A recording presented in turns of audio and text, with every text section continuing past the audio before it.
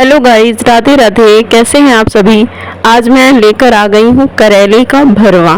करेले का भरवा आप इस तरीके से बनाएंगे ना तो एक भी कड़वा नहीं बनेगा। और जो आपके घर में करेला नहीं खाते, उन्हें करेला खाना नहीं पसंद है, वो भी बहुत चाव से इसको खा सकते हैं।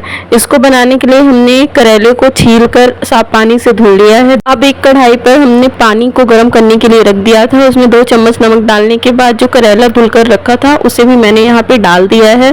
डालने के बाद अब इसे पकने के लिए ढककर छोड़ देंगे। लगभग 10 से 15 मिनट तक हम इसे पकने देंगे।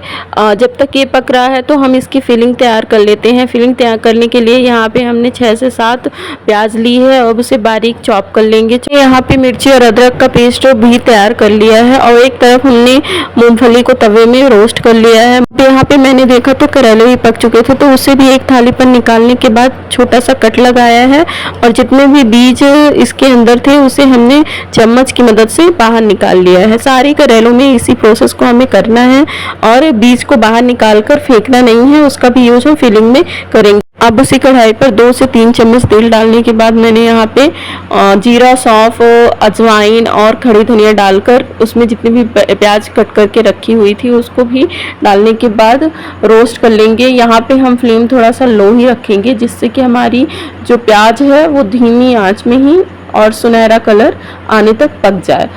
अब यहाँ पे हमने मिर्ची और अदरक का जो पेस्ट तैयार किया था उसे भी इसमें डाल दिया है।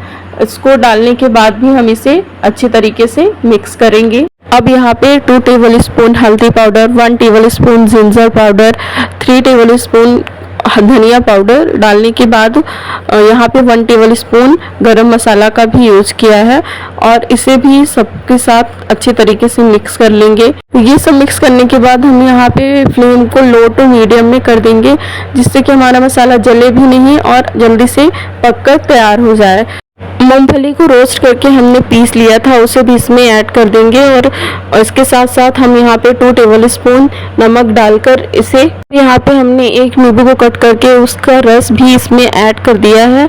आप चाहें तो खटास के लिए आमचूर पाउडर का यूज कर सकते हैं, पर मैंने यहाँ पे नींबू का ही यूज किया है। 1 टेबल स्पून शुगर भी इसमें ऐड कर दी है।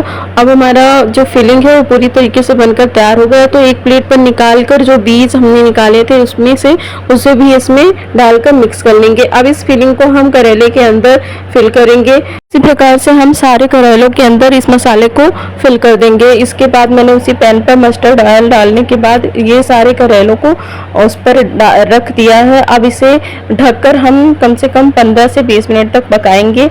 जब हमारा करेला पक जाएगा तो कुछ इस तरीके से दिखाई देगा। अब इसे उलट पलट करके हम चारों तरफ से सेकने के लिए इसे रख देंगे। अब हमारे पास जितना भी फिल करने के बाद मसाला बच गया था उसे हम अब इस स्टेज पर डालकर हम इस पर ढककर पकाएंगे लगभग 5 मिनट तक के लिए। जब हमारा ये पक जाएगा तो कुछ इस तरीके से दिखाई देगा। हमारा यहाँ पे भरवा करेला बनकर तैयार हो चुका है। अब इसे हम एक प्लेट पर निकाल लेंगे। अगर आप इस तरीके से भरवा करेला बनाएंगे तो आपका करेला बिल्कुल भी कड़वा नहीं बनेगा। आप इसे जैसे चाहें वैसे खा सकते हैं, चाहे आप रोटी के साथ खा सकते हैं, पराठे के साथ खा सकते हैं। अगर आपको मेरा ये वीडियो पसंद आया तो चैनल को लाइक शेयर एंड सब्सक्राइब कीजिए।